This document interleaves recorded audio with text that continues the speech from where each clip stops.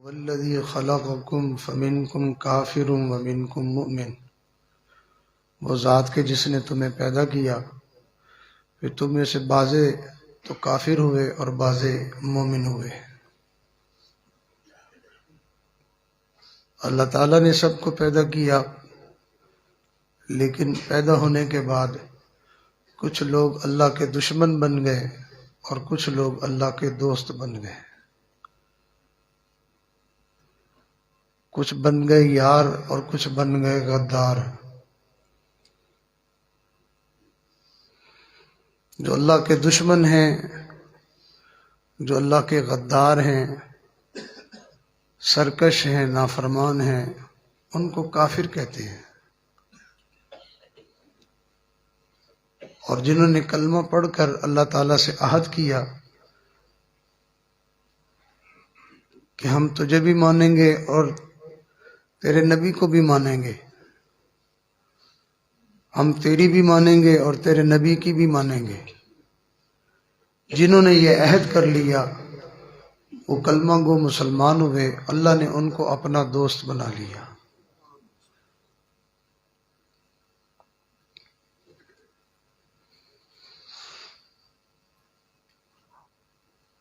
تو اگر سارے انسانوں کی زندگی میں غور کیا جائے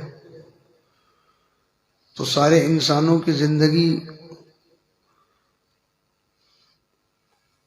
دو حصوں میں تقسیم ہو جاتی ہے۔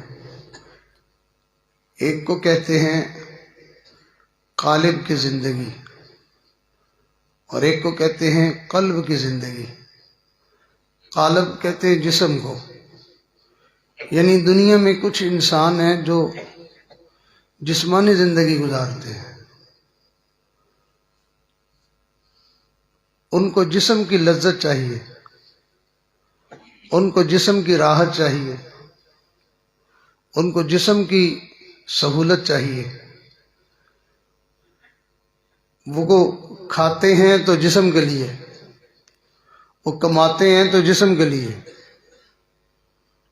وہ آسائش اور آرام تلاش کرتے ہیں تو اپنے جسم کے لیے، اپنے جسم کی خاطر زندگی گزارتے ہیں اور پھر مر جاتے ہیں۔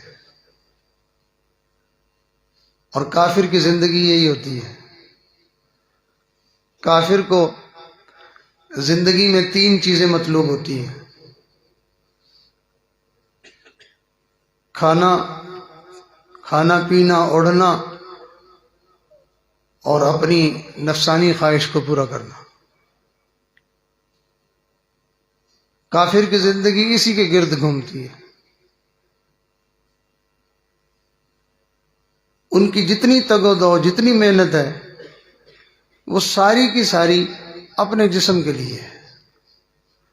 اچھی اچھی گاڑیاں بنائیں گے، کس لیے؟ جسم کی راحت کے لیے۔ اچھے اچھے کھانے کھائیں گے، کس لیے؟ جسم کو صحت مند بنانے کے لیے۔ گرمی اور سردی سے بچاؤ کا انتظام کریں گے، کس لیے؟ جسم کو آسائش دینے کے لیے۔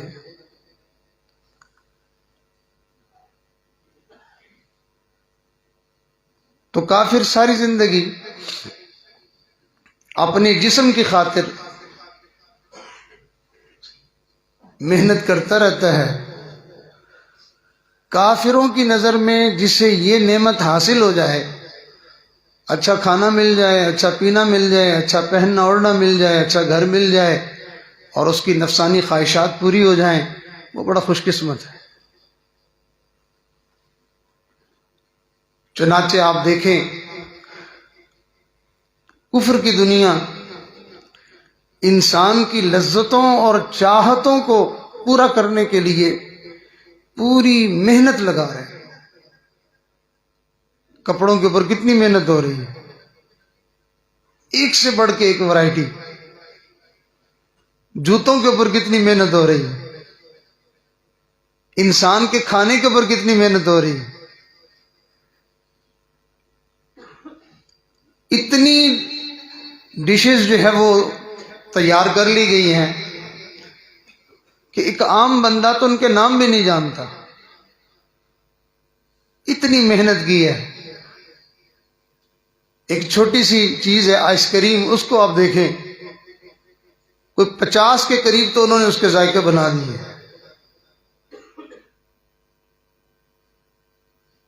ان کو دیکھیں تو وہ سونے کے لیے کیا سے کیا انتظامات کر رہے ہیں، کھانے کے لیے، سونے کے لیے، اوڑھنے پہننے کے لیے، رہنے کے لیے۔ پوری کفر کی دنیا اسی محنت میں لگی ہوئی ہے۔ تو لہذا اپنی خواہش کو انہوں نے پورا کرنا ہوتا ہے۔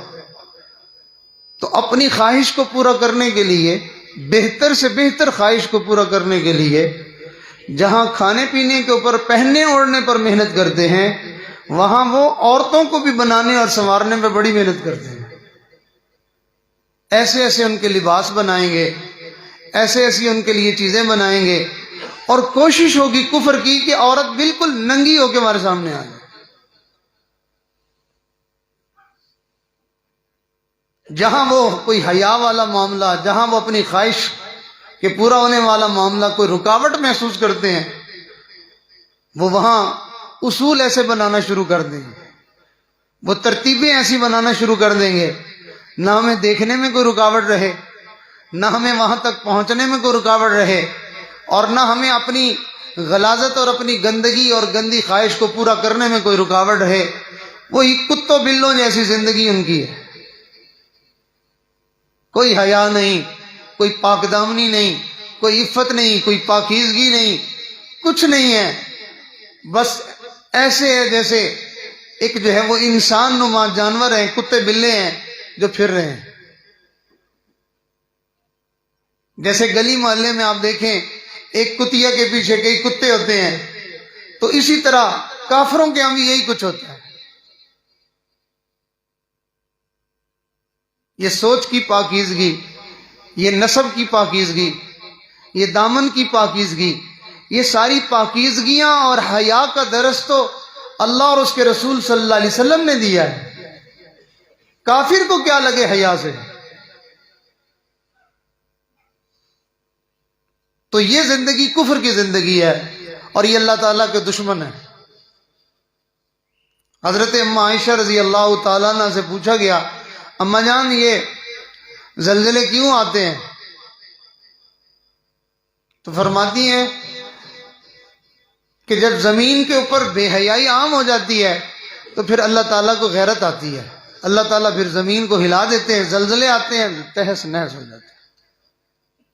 اور کفر نے اس طرف سے مسلمانوں کی توجہ کو ہٹانے کے لیے یہ کہہ دیا، اور نیچے جو ہے وہ لاوا بنا ہوا تھا، وہ پلیٹیں ہل گئی ہیں، وہ فلاں ہو گیا ہے۔ یعنی مسلمانوں کو اپنے اعمال کی طرف توجہ ہی نہ جائے، ان کو ندامت ہی نہ ہو، اور ان کو احساس تک نہ ہو کہ ہمارے گناہوں کا یہ نتیجہ ہے۔ آپ حضرات توجہ کے ذریعے سے میرا ساتھ دیں، کوشش فرمائیں کہ نظر اس فقیر کی طرف رہے، فائدہ ہوگا انشاءاللہ۔ اس کو کہتے ہیں قالب کی زندگی، یعنی جسم والی زندگی، اور یہ کافر کی زندگی ہوتی ہے۔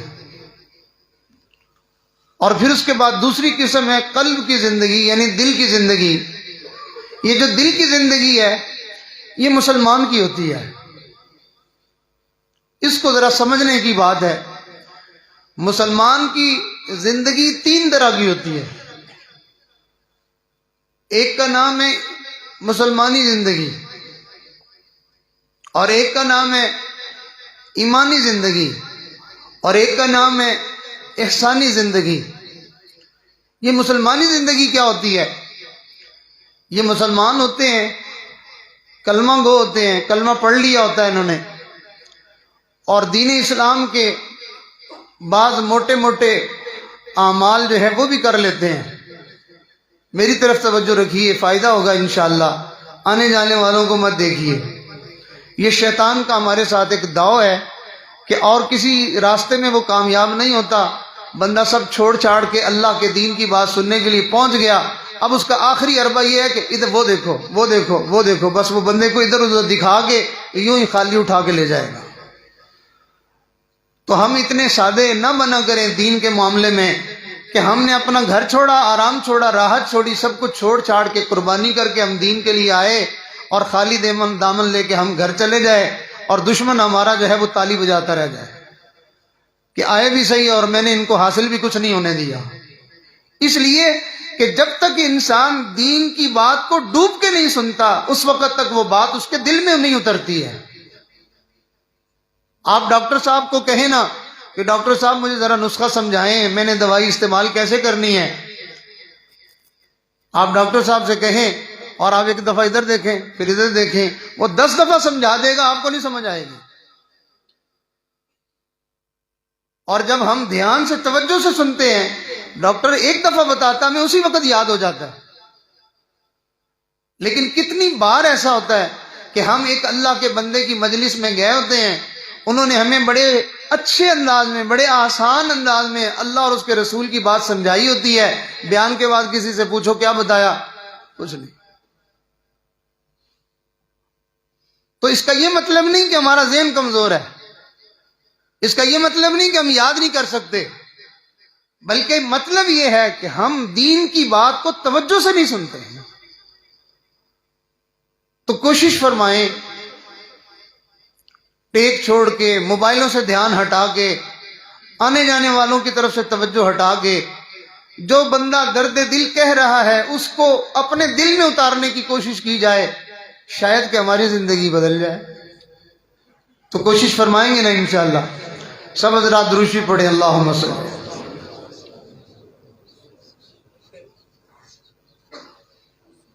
بعض لوگ دین کی بات ایسے سنتے ہیں کہ ان کو اپنے آپ کا بھی ہوش نہیں رہتا، اتنا ڈوب کے مستغرق ہو کے وہ دین کی بات کو سنتے ہیں۔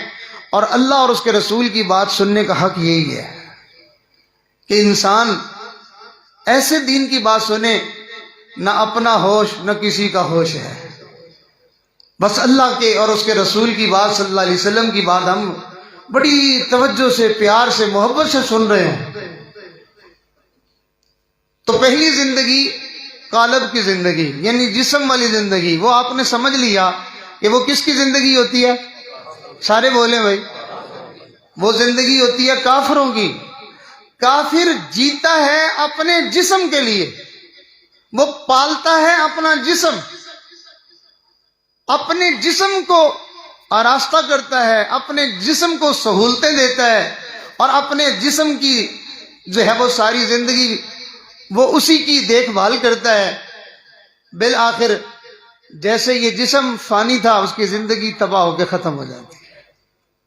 یہی تو وجہ ہے کہ کافر یہ کہا کرتے تھے کہ ہم مر جائیں گے، مٹی ہو جائیں گے، بس قصہ ختم ہو جائے گا، یعنی یہی 2-4 دن جو میلہ ہے، جو موج ہے، وہ کر لی جائے، بس اس کے بعد کچھ بھی نہیں ہے۔ جبکہ مسلمانوں کو ان کے پیغمبر علیہ السلام نے یہ تعلیم دی کہ یہ زندگی اصل زندگی نہیں ہے، بلکہ اصل زندگی کی تیاری کے لیے یہ تمہیں وقت دیا گیا ہے۔ یہاں کی سہولت بھی عارضی ہے، اور یہاں کی جو ہے وہ تنگی بھی عارضی ہے، یہاں کا غم بھی عارضی ہے، یہاں کی خوشی بھی عارضی ہے، یہاں کی بیماری بھی عارضی ہے، اور یہاں کی صحت بھی عارضی ہے، یہاں کی عزت بھی عارضی ہے، اور یہاں کی ذلت بھی عارضی ہے۔ اس عارضی زندگی کے خاطر اپنی اصلی اور دائمی زندگی کو برباد نہ کر لینا کہیں۔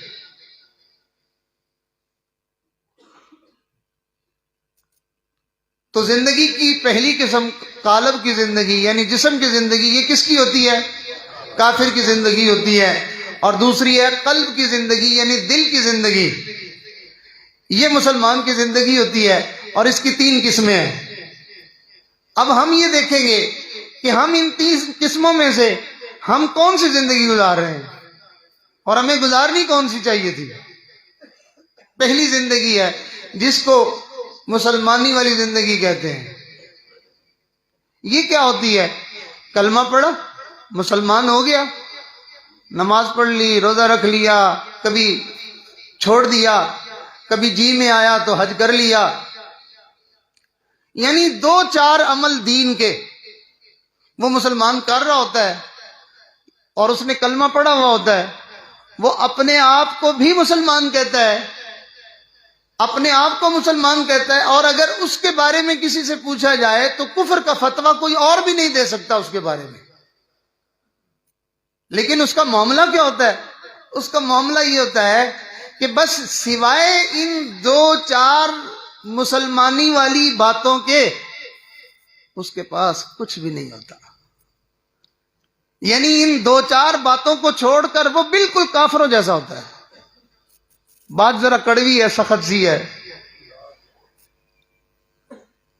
اس میں اور کافر میں بس اتنا فرق ہوتا ہے کہ یہ کلمہ پڑھتا ہے، اللہ کو اور اس کے رسول کو مانتا ہے، اور نماز کبھی کبھی پڑھ لیتا ہے، کبھی عید پہ چلا جاتا ہے، کبھی روزے رکھ لیے خیال آیا، کبھی حج کر لیا، اور یہ سمجھتا ہے بس یہی دین ہے۔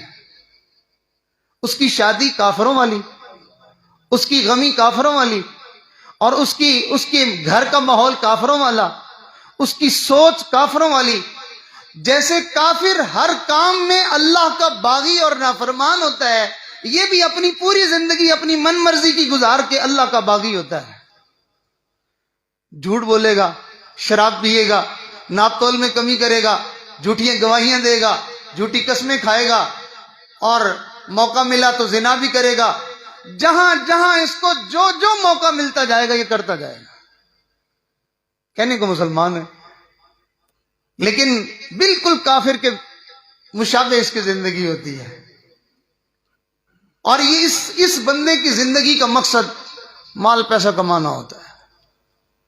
ٹکا مل جائے، دھیلا مل جائے، پیسہ مل جائے، پراپرٹی مل جائے، جائیداد مل جائے، اور اس کے خواہشات پوری ہو جائیں، بس یہ اس کی زندگی ہوتی ہے۔ سوائے ان دو چار باتوں کے اسلام کے ساتھ اس کا کوئی تعلق نہیں ہوتا۔ آج اگر آپ غور کریں، معاشرے میں دائیں بائیں نظر دوڑائیں تو آپ کو ایسے لوگوں کی بڑی کثرت نظر آئے گی۔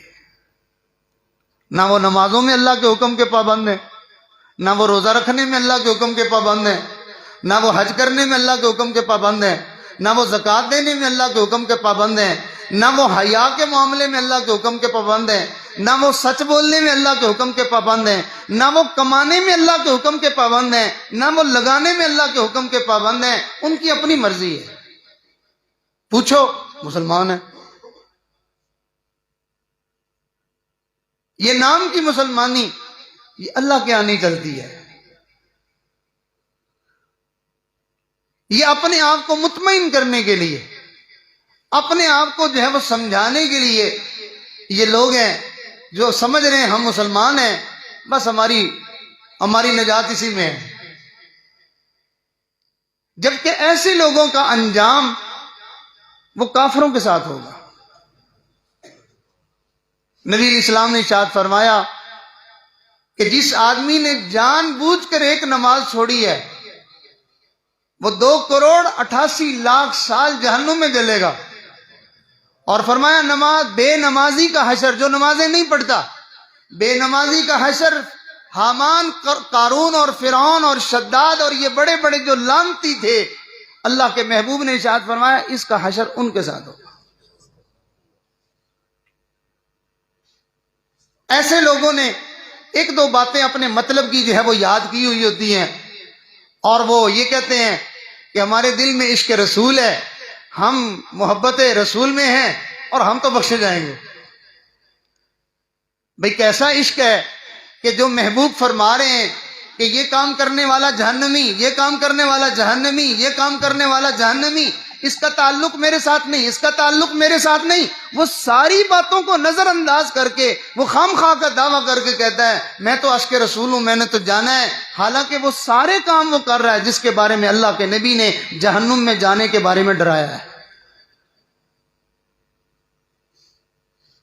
یہ ہے مسلمانی والی زندگی کہ نام کا تو مسلمان ہیں، کافر تو ان کو نہیں کہہ سکتے، لیکن ان کی زندگی اس کے اندر دین کوئی نہیں ہے، بلکہ ایسے لوگوں کی سوچ ہی ہوتی ہے کہ بندے کو زیادہ دیندار نہیں بننا چاہیے، بس جی ٹھیک ہے نماز روزہ بس اتنا ہی کافی ہے۔ کیا مطلب کہ دین میں نماز روزہ یعنی دین کا جو دہلیز ہے، دین کا جو دروازہ ہے، بس وہاں تک جانا چاہیے. اگر دروازے تک جانا ہمارے لیے باعث نجات ہے تو آگے جانا پھر ہمارے لیے باعث جو ہے وہ بربادی ہے. یہ کیسی سوچ ہے؟ جس کے دروازے پہ جانے سے نجات ملتی ہے اس دین کے اندر پورا کا پورا داخل ہو جانے سے انسان کو کتنی بڑی نجات نصیب ہوگی. یہ شیطان کا ایک داؤ ہے جو اس نے لوگوں کو لگایا ہوا ہوتا ہے. اللہ تعالیٰ ارشاد فرماتے ہیں افرأیت من اتخذ الہہ ہواہ وَأَضَلَّهُ اللَّهُ عَلَىٰ عِلْمٍ وَخَتَمَ عَلَىٰ سَمْعِهِ وَقَلْبِهِ وَجَعَلَ عَلَىٰ بَصَرِهِ غِشَاوَةً. کیا دیکھا آپ نے اس شخص کو جس نے اپنے نفس کو، اپنی خواہشات کو اپنا جو ہے وہ معبود بنا لیا ہے اور اللہ تعالیٰ اس کو جانتے بوجھتے اللہ نے اس کو گمراہ کر دیا. پتہ ہے اس کو کہ جھوٹی قسمیں کھانا جو ہے اس کا درجہ شرک کے برابر ہے. اس کو پتہ ہے کہ شراب جو ہے وہ ام الخبائث ہے اور سب سے گندی اور غلیظ چیز ہے، لیکن پیتا ہے. اس کو پتہ ہے کہ جھوٹ بولنے والے پر اللہ کی لعنت ہے، لیکن کہتا ہے اس کے بغیر کاروبار ہی نہیں چلتا. اس کو پتہ ہے کہ دل میں کینہ رکھنا برا ہے، لیکن جائیں عدالتوں میں، مسلمانوں سے عدالتیں بھری پڑی ہیں. یہ عدالتوں کا بھرنا اس بات کی نشانی ہے کہ مسلمانوں کے سینے کینے سے بھرے پڑے ہیں.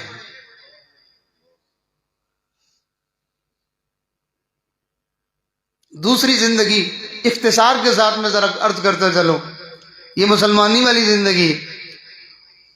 اور تیسری زندگی ہے ایمانی زندگی. یہ کیا زندگی ہے؟ جو بندہ دین پر عمل کرتا ہے اور دین کے بہت سارے اعمال کو بڑا بھاگ بھاگ کے کرتا ہے، چلے بھی لگاتا ہے، وقت بھی لگاتا ہے، بزرگوں کی مجلسیں بھی اٹینڈ کرتا ہے اور اجتماعات میں بھی شریک ہوتا ہے، زکوٰۃ بھی دیتا ہے، روزے بھی رکھتا ہے، حج بھی کرتا ہے، فلاں بھی کرتا ہے، فلاں بھی کرتا ہے، دین کے بہت سارے کاموں پر عمل کرتا ہے. خوب اس نے نیکیاں کمائی ہوئی ہوتی ہیں، لیکن غور فرمائیے ذرا، میری طرف دیکھیے، وہ نیک اعمال بھی کر رہا ہوتا ہے لیکن اپنے نفس کی اصلاح نہیں کروائی ہوئی ہوتی اس نے. وہ اندر والا جو موذی ہے نا وہ زندہ ہوتا ہے. لہذا اس بندے کی مثال اس عورت جیسی ہے کہ جس عورت کی مثال اللہ نے قرآن مجید میں دی ہے. ارشاد فرمایا کہ وہ عورت ہی وہ اپنے ہاتھ سے جو ہے وہ سوت کاٹتی تھی، اپنے ذہن اور توازن کے خراب ہونے کی وجہ سے سوت کاٹتی تھی، پھر اپنے ہاتھوں سے اس کے ٹکڑے کر دیتی تھی. ایک طرف محنت کر کر کے وہ اتنا جو ہے وہ سوت کاٹتی تھی اور دوسرے وقت میں اسی اپنی محنت کو برباد کر دیتی تھی. اب اس بندے نے چلے لگائے ہوئے ہوتے ہیں، اس بندے نے تسبیح پکڑی ہوئی ہوتی ہے، اس بندے نے جو بڑے بڑے دین کے کام کیے ہوئے ہوتے ہیں، لیکن اپنی اصلاح نہیں کروائی ہوئی ہوتی، جس کے نتیجے میں اس کو جب موقع ملتا ہے تو یہ دوسرے بندے کی غیبت اور برائی شروع کر دیتا ہے. اس کو جب موقع ملتا ہے تو سیل فون پہ بہت کچھ دیکھ بھی لیتا ہے. اس کو جب موقع ملتا ہے تو کہیں جو ہے وہ ہلو ہائی بھی کر لیتا ہے. اس کو جب کبھی موقع ملتا ہے کہیں معاملات میں، لین دین میں، تو وہاں ہیری پھیری بھی کر جاتا ہے، وہاں جو ہے کہیں نہ کہیں ملاوٹ کر جاتا ہے. یعنی ادھر بھی سلسلہ چلتا رہتا ہے اور ادھر بھی سلسلہ چلتا رہتا ہے. ایسے لوگوں کے بارے میں نبی علیہ السلام نے کیا ارشاد فرمایا؟ اللہ کے حبیب صلی اللہ علیہ وسلم نے ارشاد فرمایا کہ کچھ لوگ ہوں گے جو قیامت کے دن، یہ یاد کرنے والی حدیث ہے، جو لوگ قیامت کے دن تہامہ کے پہاڑوں کے برابر نیکیاں لے کے آئیں گے، او انبار لگے ہوئے ہوں گے نیکیوں کے، نیکیاں کر کر کے انہوں نے ڈھیر لگا دیے ہوں گے. نبی علیہ السلام نے ارشاد فرمایا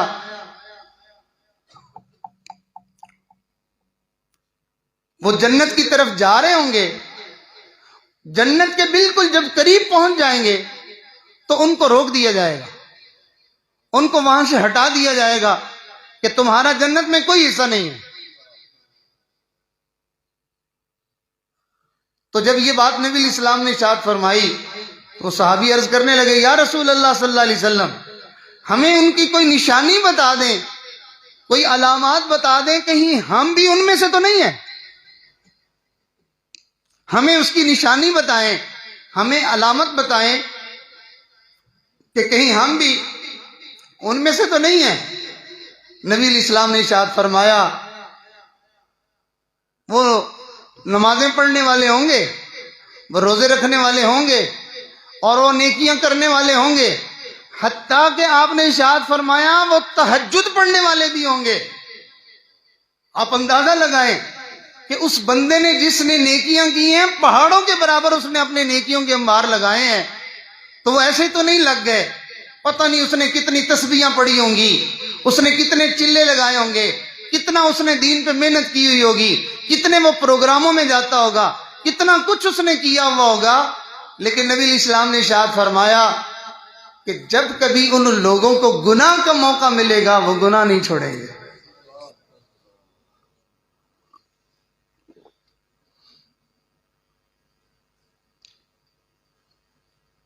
یعنی لوگوں کے سامنے ان کی زندگی متقیوں والی ہوگی، لوگوں کے سامنے ان کی زندگی متقیوں والی ہوگی، اور ان کی تنہائی والی زندگی فاسقوں اور فاجروں والی ہوگی۔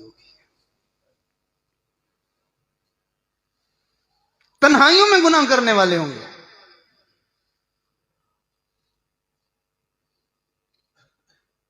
انسان جب اپنا علاج نہیں کروا پاتا تو اس کا نفس جو ہے وہ بگڑا ہوا اس کو گناہوں پہ لگائے رکھتا ہے، ایسے ایسے گناہ اس سے کرواتا ہے کہ انسان جتنی نیکیاں کر چکا ہوتا ہے وہ ساری تباہ ہو جاتی ہے۔ حدیث مبارکہ میں آتا ہے کہ جو آدمی لوگوں کے سامنے بڑے اچھے اچھے اعمال کر لیتا ہے لیکن تنہائی میں وہ گناہ سے نہیں بچتا، اللہ تعالیٰ اس کی لوگوں کے سامنے کی ہوئی عبادات کو اٹھا کے اس کے منہ پہ مارتے ہیں اور فرماتے ہیں، بندے یہ تو نے میرے لیے تو نہیں کی، یہ تو لوگوں کے لیے کی ہے، میرے لیے تو تنہائی میں اکیلے میں تو یہ کچھ کرتا رہا۔ اور حدیث مبارکہ میں آتا ہے کہ جو آدمی تنہائی میں اکیلے میں اپنی نماز کو بنا سنوار کر اچھا کر کے پڑھتا ہے، اللہ تعالیٰ فرشتوں سے فرماتے ہیں، فرشتوں دیکھو میرے بندے کو، یہ میرے لیے کر رہا ہے، اسے اور تو کوئی بھی نہیں دیکھ رہا نا، اسے تو میں ہی دیکھ رہا ہوں، یہ میرے لیے کرتا ہے۔ تو جو آدمی اپنی تنہائی کی زندگی کو پاک کر لیتا ہے یہ وہ بندہ ہوتا ہے کہ اس کو اللہ تعالیٰ احسانی زندگی نصیب فرما دیتے ہیں۔ کیا مطلب؟ احسان کا کیا مطلب ہے؟ نبی علیہ السلام نے ارشاد فرمایا کہ ایک مرتبہ حدیث مبارکہ میں آتا ہے کہ ایک مرتبہ نبی علیہ السلام تشریف فرما تھے تو صحابہ کرام کا حلقہ لگا ہوا تھا، تو صحابہ فرماتے ہیں ایک بندہ آیا جس کے بال بالکل تر و تازہ تھے، ایسے لگتا تھا جیسے غسل کر کے گھر سے بالکل تازہ دم ہو کے تو یہ آیا ہے، کپڑے اس کے بالکل سفید اور چمکدار تھے، گرد و غبار کا سفر کا کوئی اثر اس کے اوپر نظر ہی نہیں آ رہا تھا، لیکن ہم مدینہ منورہ میں رہنے والے سارے لوگوں میں سے اس کو کوئی بھی نہیں پہچانتا تھا، تو یوں لگتا تھا جیسے دور سے کہیں سے آیا ہے۔ اس کی حالت دیکھتے ہیں تو لگتا ہے جیسے ابھی قریب والے گھر سے نکل کے آیا ہے، اور شکل دیکھتے ہیں تو ہمیں لگتا ہے کہیں باہر سے آیا ہے۔ اور پھر اگلا معاملہ اس نے ہمیں اور پریشان کر دیا کہ صحابہ اکرام میں سے نہیں ہے، اس لیے کہ صحابہ نبی علیہ السلام کے جو ہے وہ روب کی وجہ سے ایسے بے تکلف ہو کے بات نہیں کیا کرتے تھے کہ وہ سب کو جو ہے وہ ہٹاتا ہوا وہ بندہ آگے گیا اور اس نے اپنے گھٹنے نبی علیہ السلام کے گھٹنوں کے ساتھ ملا دیے اور آپ کے جو ہے وہ رانوں کے اوپر ہاتھ رکھ کے تو وہ بندہ بیٹھ گیا اور بڑا بے تکلف جیسے دوست ہوتا ہے اس طرح سے بات کرنے لگ گیا۔ اور پہلا سوال اس نے کیا، جبکہ صحابہ فرماتے ہیں ہمارے اندر سوال پوچھنے کی ہمت نہیں ہوتی تھی، ہم ڈرتے رہتے تھے، اللہ کے حبیب صلی اللہ علیہ وسلم کا رعب اتنا زیادہ تھا کہ بات کرنے کی ہمت نہیں پڑتی تھی. چنانچہ انہوں نے پہلا سوال کیا کہ اللہ کے نبی اسلام کیا ہے؟ نبی الاسلام نے اس کی تفصیلات بتائی. پھر انہوں نے سوال کیا اللہ کے نبی ایمان کیا ہے؟ نبی الاسلام نے اس کی تفصیلات بتائی. پھر انہوں نے تیسرا سوال کیا اللہ کے نبی احسان کیا ہے؟ تو نبی علیہ السلام نے ارشاد فرمایا احسان یہ ہے، احسان اس کیفیت کا نام ہے. سمجھنے کی کوشش فرمائیے. فرمایا احسان اس کیفیت کا نام ہے کہ تو اللہ کی عبادت ایسے کرے جیسے کہ تو اس کو دیکھ رہا ہے. اللہ کی تو عبادت ایسے کرے جیسے تو اس کو دیکھ رہا ہے. آپ نے دیکھا کبھی بچے کو آپ ذرا دیکھیں نا تو اس کے پھر اچھل کود ذرا غور کیا کریں. چھوٹا بچہ ہوتا ہے، بھاگتا ہے، شوخی میں آ جاتا ہے، ادھر سے ادھر آوازیں نکالے گا، عجیب اس کی کیفیت ہوگی. اور ہر تھوڑی دیر کے بعد وہ دیکھے گا کہ میرے ابو مجھے دیکھ رہے ہیں یا نہیں، میری ماں مجھے دیکھ رہی ہے یا نہیں. اگر اس کو محسوس ہوگا کہ مجھے دیکھ رہے ہیں تو اس کا ولولہ، شوق، جذبہ اور اس کا جو ہے بھاگنا دوڑنا اور اس کی خوشی دکھانا اس کی عجیب حالت ہوگی. وہ ذرا سا اس کے ماں باپ منہ ہٹا لے تو وہ جھاگ کی طرح بیٹھ جائے گا. تو جو انسان اللہ کو دیکھ کے عبادت کرے گا، آپ اندازہ لگا سکتے ہیں اس بندے کی عبادت کی کیفیت کیا ہوگی. اب یہ جو کیفیت ہے نا کہ انسان اللہ کو دیکھ رہا ہو، یہ کیفیت میرے تیرے جیسا بندہ حاصل نہیں کر سکتا. یہ مقام تو انبیاء کا ہے، یہ صدیقین کا ہے. جو اس درجے کے لوگ ہوتے ہیں ان کی یہ کیفیت ہوتی ہے. اس لیے کہ انبیاء اللہ رب العزت کا مشاہدہ کرتے ہیں. بعض تو اپنے دل میں اللہ کا دیدار کرتے ہیں، اور ہمارے آقا صلی اللہ علیہ وسلم نے تو براہ راست اللہ کا دیدار کیا تھا نا. تو جب آپ عبادت فرماتے تھے تو گویا کہ اللہ تعالیٰ کو سامنے دیکھ رہے ہوتے تھے. یہ کیفیت ہمیں تو نصیب نہیں ہو سکتی. البتہ اگلی بات نبی علیہ السلام نے ارشاد فرمایا اگر تمہیں یہ کیفیت حاصل نہیں ہے کہ تم ایسے عبادت کرو جیسے تم اللہ کو دیکھ رہے ہو، فرمایا پھر یہ کیفیت ہو کہ تمہیں ایسا ہو کہ جیسے اللہ مجھے دیکھ رہے ہیں. اور جب اللہ مجھے دیکھ رہے ہیں تو پھر بندے کی کیفیت کیا ہوگی؟ ہم میں سے اکثر لوگوں نے زمانہ طالب علمی گزارا ہوا ہے. جب شاگرد کو پتا ہو کہ استاد جی مجھے دیکھ رہے ہیں تو وہ ہاتھ سے کھیلتا نہیں ہے، وہ ادھر ادھر باتیں نہیں کرتا، وہ اپنا وقت ضائع نہیں کرتا، اس کی نظریں ادھر ادھر نہیں گھومتی. جب تک طالب علم کے دل میں یہ بات رہے گی کہ مجھے استاد جی دیکھ رہے ہیں تو وہ بڑی دھیان سے، بڑی سنجیدگی سے پڑھتا رہے گا. جب تک کسی بندے کو یہ نظر آئے گا کہ مجھے فلاں بندہ دیکھ رہا ہے، کوئی بندہ بری حرکت کرنے کی کوشش نہیں کرے گا. جب انسان کو یہ لگتا ہے مجھے کوئی نہیں دیکھ رہا، اب جو ہے اس کی کیفیت کچھ اور ہو جائے گی. بچے کو لگے مجھے استاد نہیں دیکھ رہے، وہ ہاتھوں سے کھیلنا شروع کر دے گا. اس کو لگے مجھے استاد نہیں دیکھ رہے، وہ دائیں بائیں توجہ کرنا شروع کر دے گا، وہ اس کی آنکھیں ادھر ادھر دیکھنا شروع کر دیں گی. آپ اندازہ لگائیے ایک استاد کے دیکھنا کا اتنا اثر پڑتا ہے کہ چھوٹا سا بچہ سنجیدہ ہو جاتا ہے. جس بندے کی یہ کیفیت ہو کہ مجھے میرا اللہ دیکھ رہا ہے، اس بندے کی نماز کا کیا حال ہوگا؟ اس بندے کی نماز کی کیا کیفیت ہوگی؟ تو نبی علیہ السلام نے ارشاد فرمایا احسان یہ ہے کہ تم اللہ کی عبادت ایسے کرو گویا کہ اللہ تعالیٰ تمہیں دیکھ رہا ہے. اب یہ کیفیت انسانوں کے اندر پیدا کرنے کے لیے بزرگان دین خانقاہوں میں محنت کرواتے ہیں. یہ مراقبے، یہ ذکر، یہ لا الہ الا اللہ، یہ تسبیحاں، یہ بزرگوں کی نگرانی میں رہ کے یہ جو کیا جاتا ہے، اس لیے نہیں کیا جاتا کہ اچھے اچھے خواب دیکھیں، اس لیے نہیں کیا جاتا کہ آپ کو رنگ نظر آئیں، اس لیے نہیں کیا جاتا کہ آپ دم کریں کسی کو اور وہ ٹھیک ہو جائے، اس لیے یہ وظیفے نہیں کیے جاتے کہ آپ ہواؤں میں اڑنا شروع کر دیں. آپ کو یہ وظیفے اس لیے نہیں کروائے جاتے کہ آپ مستجاب الدعوات بن جائیں اور آپ سے کوئی انوکھی قسم کی باتیں اور حرکتیں شروع ہو جائیں. یہ اعمال اس لیے نہیں کروائے جاتے، یہ اس لیے کروائے جاتے ہیں کہ بندے کو اللہ کی باتوں پر ایسا یقین آ جائے کہ اس کو اللہ تعالیٰ دیکھ رہے ہیں. یہ کوئی شک شبے والی بات تو نہیں ہے، یہ صرف ہمارے گمان والی بات تو نہیں ہے، یہ ہمارے خیال کی بات تو نہیں ہے، یہ تو حقیقت ہے کہ اللہ کہتے ہیں میں تمہیں دیکھ رہا ہوں. يعلم خائنة الأعين وما تخفي الصدور. جانتا ہے وہ تمہارے سینوں کے اندر کی باتوں کو، جو تمہارے سینوں میں چھپی ہوئی باتیں وہ جانتا ہے، اور وہ تمہاری آنکھوں کی خیانت کو بھی جانتا ہے. اب یہ کیفیت انسان کو کسی استاد سے سیکھے بغیر نہیں آتی ہے، اس کیفیت کو حاصل کرنا پڑتا ہے.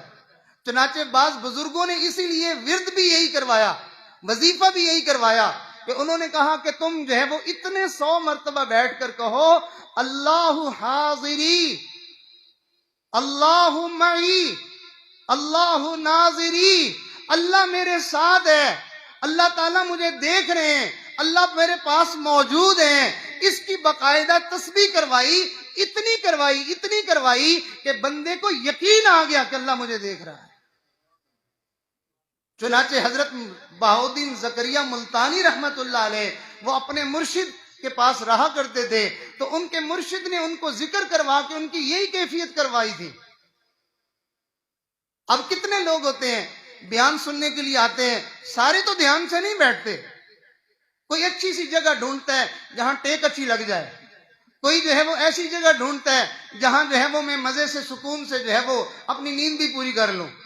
مختلف لوگوں کی نیتیں ہوتی ہیں، لیکن مجمع میں کچھ ایسے خوش نصیب بھی ہوتے ہیں جو پوری بات کو اپنے دل میں اتار لینا چاہتے ہیں. بالکل ایسے ہی اللہ والوں کے پاس آنے والے ساروں کی نیت ٹھیک نہیں ہوتی. بعضوں کی نیت ہوتی ہے میں پیر صاحب بن جاؤں، بعضوں کی نیت ہوتی ہے مجھے کوئی بزرگوں سے فیض ہو جائے اور پھر میں لوگوں کو دم درود شروع کر دوں. ہر کسی کے اپنے اپنے مطلب اور اپنے اپنے مفاد ہوتے ہیں. بڑے کم لوگ ایسے ہوتے ہیں جو اللہ والوں کے پاس اللہ کا تعلق لینے آتے ہیں اور اللہ تعالیٰ کے وعدوں پر یقین اپنے دل میں اتارنے کے لیے آتے ہیں اور اللہ کے احکام کے مطابق اپنی زندگی کو ڈالنا چاہتے ہیں. وہ لوگ، ان کی زندگی گزارنے کا انداز ہی کچھ اور ہوتا ہے. چنانچہ حضرت زکریا ملتانی رحمت اللہ علیہ تھے تو نوجوان، لیکن تھے بڑی سچی طلب والے. اور ایسے لوگ جو ہوتے ہیں نا، جو سچی طلب والے ہوتے ہیں، ان کا اس طلب کا تعلق عمر سے نہیں ہوتا. بعض دفعہ بوڑھا ہو کے بھی وہ سیدھا نہیں ہوتا، بعض دفعہ بچہ ہوتا ہے اور اس نے اپنے آپ کو سنوارنے کی ٹھان لی ہوتی ہے، اپنے آپ کو بنانے کی اس نے نیت کر لی ہوتی ہے. چنانچہ یہ تھے تو نوجوان سے، لیکن اللہ تعالیٰ کی معیت کا استحضار ان کو ایسا نصیب ہو گیا تھا کہ ایک لمحے کے لیے بھی ان کا دھیان اللہ سے ہٹتا ہی نہیں تھا. اب اللہ والے تو پہچان لیتے ہیں نا، ٹیچر کے پاس اسٹوڈنٹ آئے، استاد کے پاس شاگرد آئے، تو کیا اس کو پتہ نہیں چل جاتا کہ یہ کون سا بچہ کتنی صلاحیت والا ہے، کون ذہین ہے، کون محنتی ہے، کون سچا طلب والا ہے، اور کون نکما اور نکھٹو ہے، کون اپنا اور میرا وقت ضائع کرنے والا ہے. کیا استاد کو یہ بات سمجھ میں نہیں آتی؟ اگر آ جاتی ہے تو اللہ والے کیا اندھے ہوتے ہیں کہ ان کو پتہ نہیں چلتا کہ یہ آنے والا کس نیت سے آیا ہے؟ اللہ والوں کا تو معاملہ ہی اللہ کے ساتھ ہوتا ہے. اللہ لوگوں کے آنے سے پہلے ان کو سجھا دیتے ہیں کہ یہ میرا بندہ آنے والا ہے، یہ میرا پیارا آنے والا ہے، یہ میری طلب سے آنے والا ہے. کیا آپ نے نہیں سنا قرآن مجید میں اللہ تعالیٰ نے ارشاد فرمایا، ایک صحابی تھے جو نابینا تھے لیکن ان کے دل میں اللہ کی محبت، اللہ کی خشیت، اللہ کا ڈر اور خوف ایسا تھا، وہ چاہتے تھے کہ میں اپنے اللہ کو راضی کر لوں. وہ تھے تو نابینا لیکن دل کے بینا تھے. اب ان کو اندازہ نہ ہوا کہ نبی علیہ السلام کن لوگوں کے پاس بیٹھے ہوئے ہیں. آپ تو جو ہے وہ مکہ کے سرداروں کے پاس بیٹھے ہوئے تھے جو ان غریب مسلمان صحابہ کے پاس بیٹھنے کو اپنے لیے ہتک سمجھتے تھے. نبی علیہ السلام نے ان کو الگ سے ٹائم دیا ہوا تھا کہ چلو ان متکبر لوگوں کو میں دین کی بات سمجھاؤں، شاید ان میں سے کسی کو ہدایت آ جائے. اس دوران وہ نبی نے صحابی آ گئے اور نبی علیہ السلام کی بارگاہ میں آ کے انہوں نے اپنا جو ہے وہ دین کا کوئی مسئلہ بات پوچھنا چاہی. نبی علیہ السلام کو ان کا یہ آنا اس موقع پر ناگوار ہوا کہ بھئی یہ بعد میں بھی تو آ سکتا ہے، یہ پھر بھی تو مجھ سے پوچھ سکتا تھا، یہ تو اپنا بندہ ہے، یہ اس کا تو معاملہ گھر کا ہے، میں ان لوگوں کو تو بات سمجھا لوں. نبی علیہ السلام کو ناگواری ہوئی اور آپ کے ماتھے کے اوپر، آپ کی پیشانی مبارک کے اوپر ناگواری کی وجہ سے بل پڑے. اللہ نے قرآن کی آیات نازل فرما دی، ارشاد فرمایا عبس وتولی ان جاءہ الاعمی وما يدریک لعلہ یزکی۔ آپ کو ناگواری ہوئی، آپ کے ماتھے پر تیوری آ گئی، آپ کے ماتھے پر بل آ گئے اس بات پر کہ وہ نابینا آپ کے پاس آیا، وما یدریک لعلہ یزکی، اے محبوب جی آپ کو کیا پتا شاید کہ وہ ستھرا ہو جاتا، وہ پاکیزگی حاصل کرتا، وہ پتہ نہیں کتنی تڑپ اور طلب لے کے آیا تھا۔ معلوم ہوا جب کوئی بندہ سچی طلب لے کے اللہ والوں کے پاس جاتا ہے، اللہ اپنے اولیاء کے دلوں کو اس کی طرف متوجہ کر دیتے ہیں۔ ہم نے دیکھا ہمارے حضرت کے ہاں بہت سارے لوگ جاتے ہیں، ملاقات کے لیے کوشش کرتے رہتے، نہیں ہوتی، اور بعض دفعہ ایسا ہوتا ہے کہ ایک بندہ خانقاہ میں داخل ہوا، ابھی اس کی اطلاع بھی نہیں گئی، پرچی بھی نہیں بھیجی، کسی نے بتایا بھی نہیں ہے، اور حضرت کی طرف سے خادم کو حکم ملتا ہے فلانا فلانا بندہ آیا ہوا اس کو بلا لاؤ۔ اللہ کی شان۔ ابھی چند دن پہلے ہم راجن پور میں گئے تو وہاں ایک صاحب ملے، اللہ نے ان کو دنیا کے اعتبار سے بہت کچھ دیا ہوا تھا، دین کے وہ طالب تھے، کہنے لگے کہ میرا بھتیجا تھا تو اس نے خواب دیکھا، خواب میں اس کو یہ بتایا گیا کہ تم میرے دوست ذوالفقار سے تم جو ہے وہ بیعت ہو جاؤ۔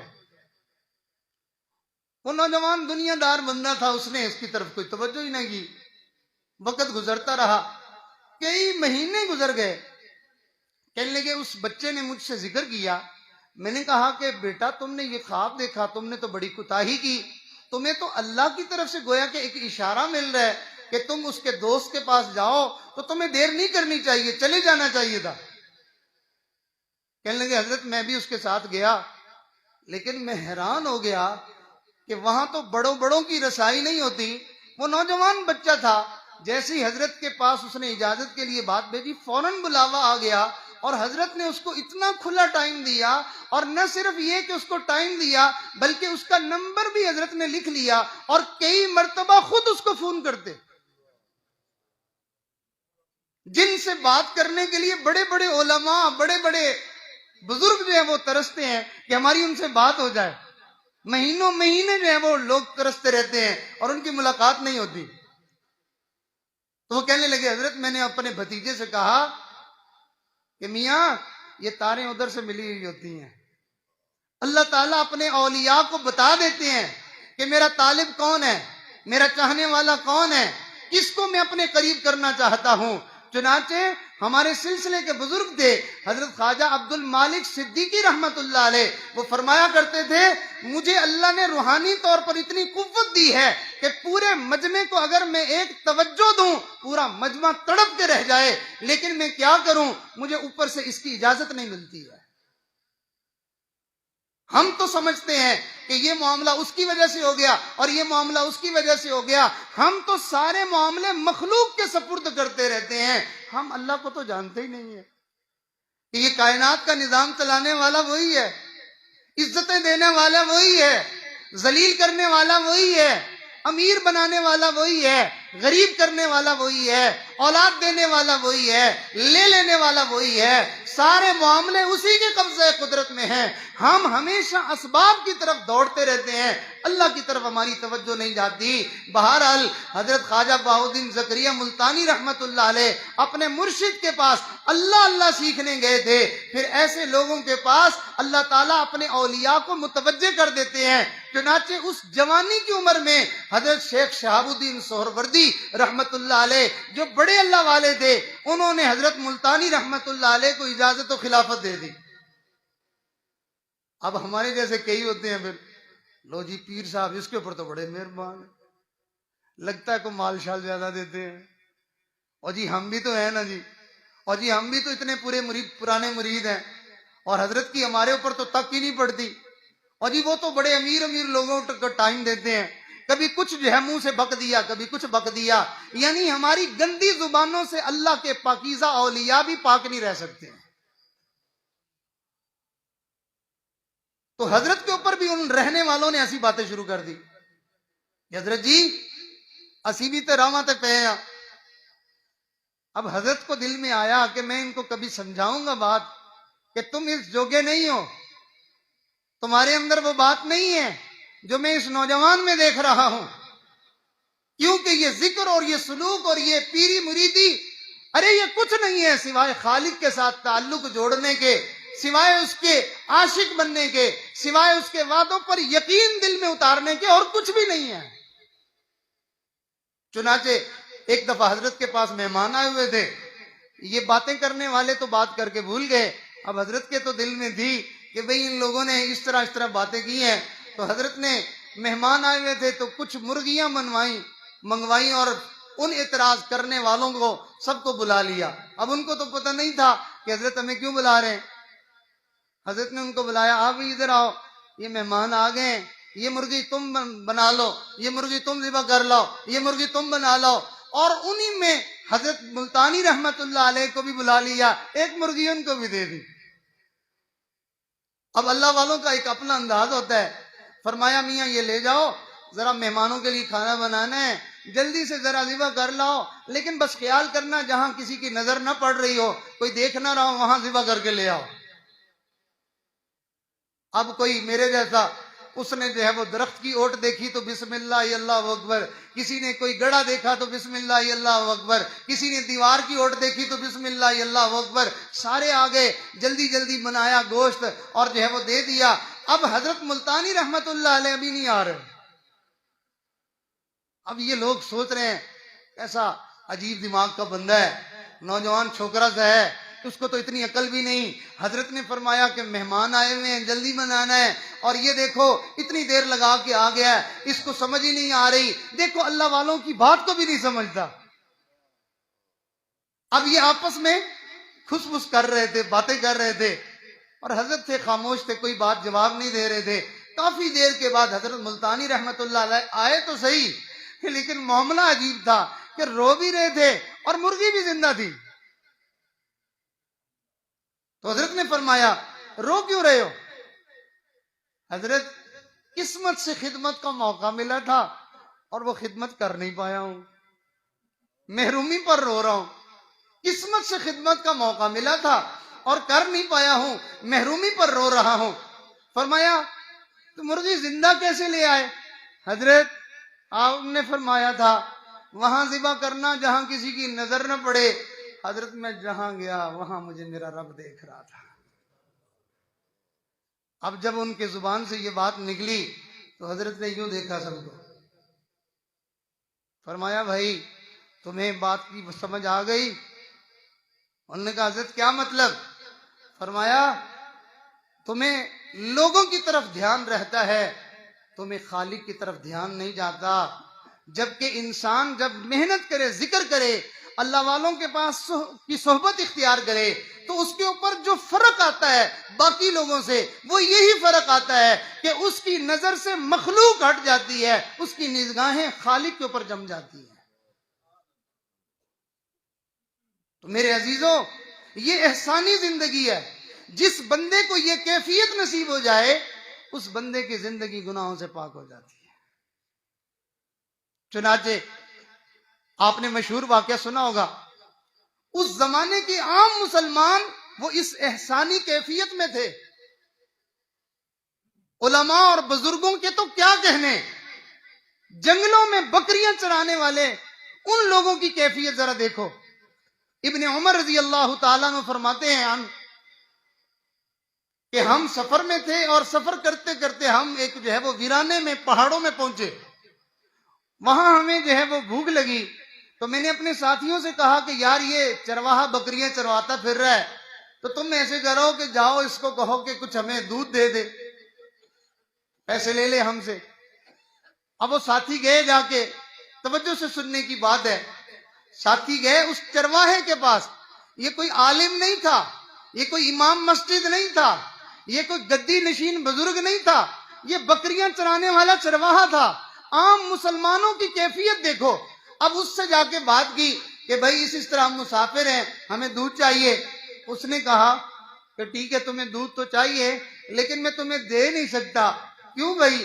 اس نے کہا میں ان کا مالک نہیں ہوں، میں ان کا مالک نہیں ہوں، میں دودھ بیچنے کا میرے پاس اختیار نہیں ہے، میں تو بس جو ہے وہ اجرت پر ان کو چرانے کے لیے آتا ہوں، مالک اور ہے، تو میں اس کی اجازت کے بغیر تمہیں دودھ کیسے دے سکتا ہوں؟ چنانچہ انہوں نے جا کے واپس حضرت کو بتایا۔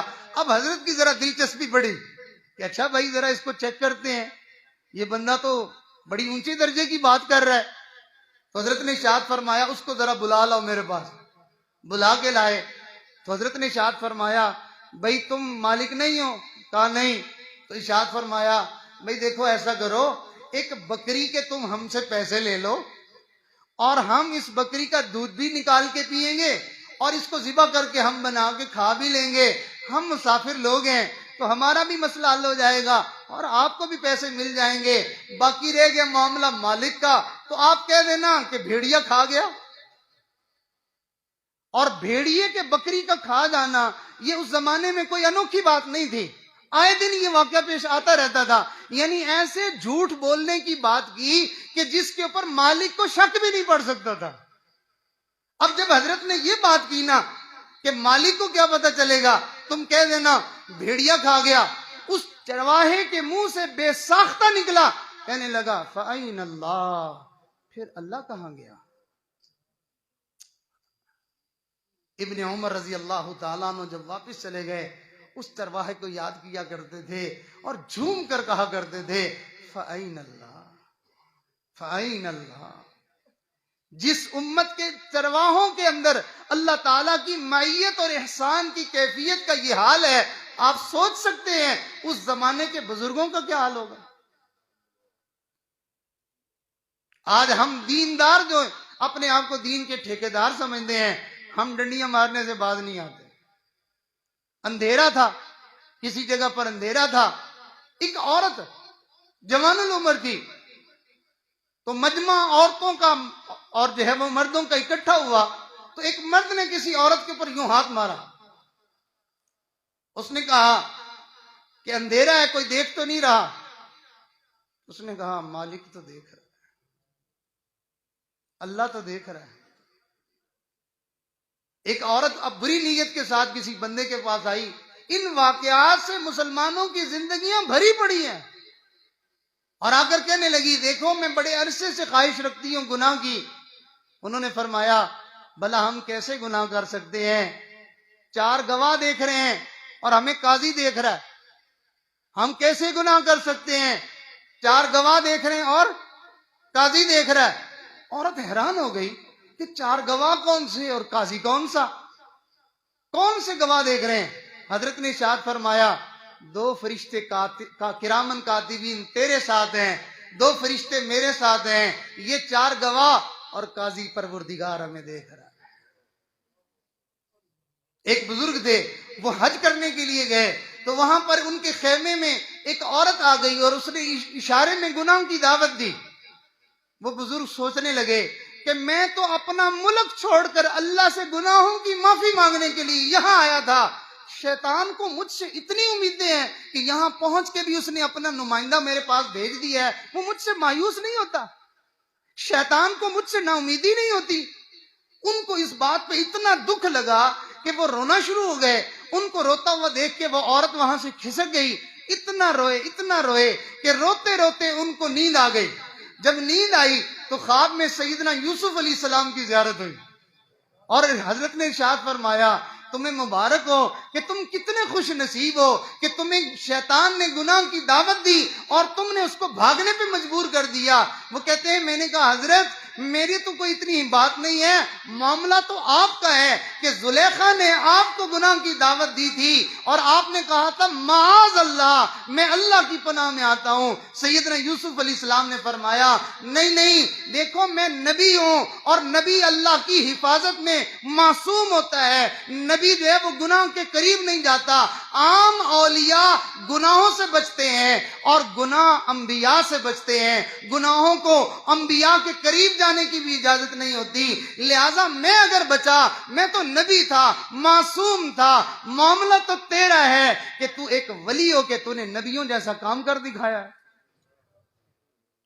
تو آج ضرورت اس بات کی ہے، خانقاہوں میں مشائخ کے پاس بزرگوں کے پاس آنے کا مقصد یہی ہوتا ہے بظاہر دیکھنے میں ایسا ہی لگتا ہے، اور جی جو اعمال حضرت بتاتے ہیں ہم بھی تو وہی کرتے ہیں، وہ فلاں جو کرتا ہے ہم بھی تو وہی کرتے ہیں.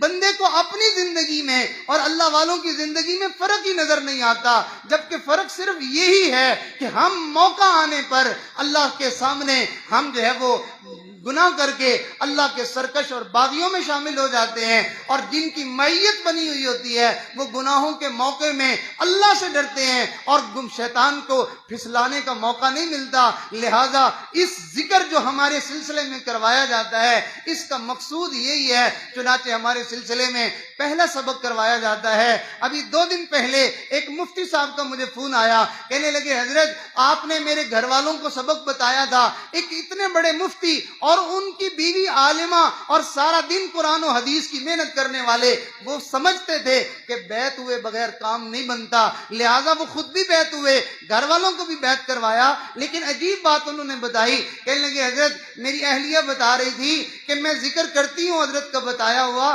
لیکن اکثر طور پر مجھے ذکر کی طرف دھیان نہیں کرنا پڑتا، بلکہ میرا دل آوازیں دینا لگ جاتا ہے. میرے دل سے آواز آتی ہے اللہ اللہ اللہ، میں خود دل کی طرف متوجہ ہو جاتی ہوں کہ میرا دل اللہ کو پکارنے میں لگا ہوا ہے. یہ پہلے سبق کی کیفیت ہے.